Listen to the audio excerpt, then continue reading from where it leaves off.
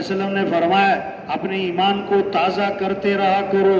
صحابہ نے عرض کیا حضور ایمان کو کیسے تازہ کریں؟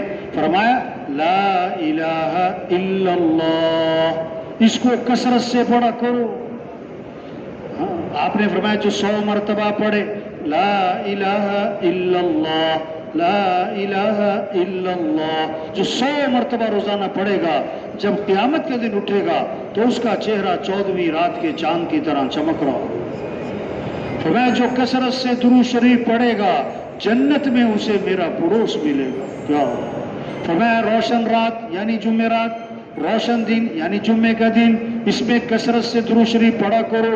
جو کثرت سے درود شریف پڑھے گا اس کا درود شریف حضور صلی اللہ علیہ وسلم پر پیش بھی کیا جائے گا. آگے آپ نے فرمایا جو میرے پر درود بھیجے گا میں اس کے لیے دعا بھی کروں گا اور استغفار بھی کروں گا.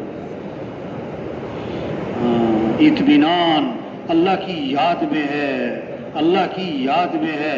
ایک محدث فرماتے ہیں ساری زندگی قرآن پڑھایا، حدیث پڑھائی، ساری زندگی حدیث پڑھائی. فرمایا میری زندگی کا خلاصہ اور نچوڑ جو میں نے قرآن حدیث سے سمجھا کہ 6 قسم کے اذکار ہیں، جو ان کا اہتمام کر لے گا اس کی زندگی بڑے مزے کی، بڑی پرسکون، بڑی آسان، بڑی خوبصورت گزرے گی. ایک کیا ہے درود شریف کی کثرت. درود شریف کی کثرت. ایک صحابی نے عرض کیا حضور میں نے درود شریف، میں نے ذکر کا وقت طے کیا، اس میں سے کتنا وقت درود شریف کو دے دوں؟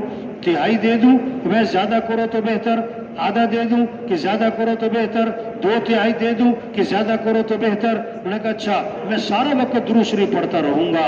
آپ نے فرمایا اذن تکفی ہمک ویغفر ذنبک، اگر ایسا کرو گے تمہاری پریشانیاں دور کر دی جائیں گی اور تمہارے گناہوں کو معاف کر دیا جائے گا. مسئلوں کا حل درود شریف پڑھنا. ہاں، اور دوسرا استغفار کی کثرت. استغفار کی کثرت کہ جو استغفار کو لازم پکڑے گا اللہ ہر تنگی سے نکالے گا، پریشانیوں سے بچائے گا. اللہ وہاں سے رزق دے گا جہاں سے وہم و گمان بھی نہیں.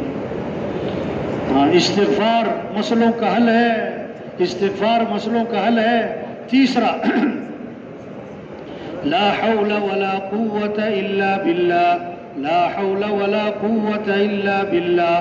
فرمایا یہ جنت کے خزانوں میں سے ایک خزانہ ہے اور اس میں 99 مسئلوں کا حل ہے. اور کم از کم درجے کی بات جو کثرت سے پڑھے گا اللہ اسے غم سے نجات عطا فرمائیں گے، اللہ اسے غم سے نجات عطا فرمائیں گے. چوتھا لا الہ الا انت سبحانک انی کنت من الظالمین. لا الہ الا انت سبحانک انی کنت من الظالمین. اب یونس علیہ السلام مچھلی کے پیٹ میں، رات کا اندھیرا، سمندر کا اندھیرا، مچھلی کے پیٹ کا اندھیرا، اور کس کو پکارا؟ اللہ کو. کن الفاظ کے ساتھ؟ لا الہ الا انت سبحانک انی کنت من الظالمین. اللہ نے یونس علیہ السلام کو نجات دی. صحابہ نے عرض کیا حضور یہ یونس علیہ السلام کے ساتھ خاص ہے؟ تو میں نہیں، یہ سارے مومنوں کے لیے، کیونکہ آگے اللہ فرماتے ہیں وَكَذَلِكَ نُنْجِي الْمُؤْمِنِينَ. جیسے ہم نے یونس علیہ السلام کو نجات دی اسی طرح ہم سارے مومنوں کو نجات دیں گے. اور پانچواں یا ذل جلال والاکرام، یا ذل جلال والاکرام، یا ذل جلال والاکرام. حدیث میں آتا ہے دعا میں تکرار کرو اور اصرار کرو اور بار بار دہراؤ، بار بار کہو کیا؟ یا ذل جلال والاکرام، یا ذل جلال والاکرام، یا ذل جلال والاکرام، یا ذل جلال والاکرام. کہو 50 دفعہ، کہو 100 دفعہ، اللہ کو ترس آئے گا، اللہ کی رحمتیں متوجہ ہوں. اور چھٹا سبحان اللہ، الحمدللہ، لا الہ الا اللہ، واللہ اکبر.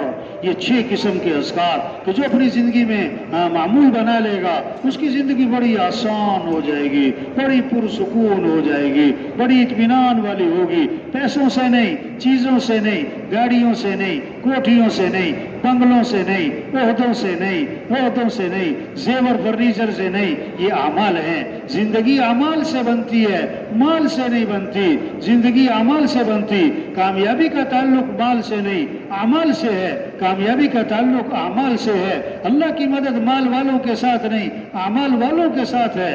اعمال والوں کے ساتھ ہے. اللہ کیا دیکھتے ہیں؟ اللہ اس کے ایمان اور عمل کو دیکھتے ہیں.